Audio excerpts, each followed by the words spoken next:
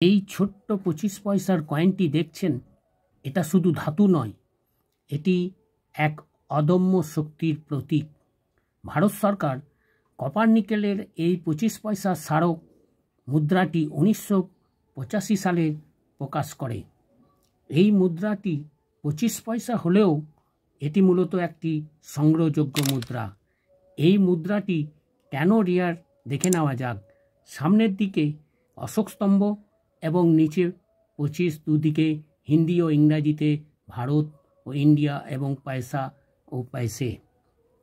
পেছনের দিকে দেখুন গ্রামীণ মহিলা মেশিনে ধান ঝরাচ্ছে।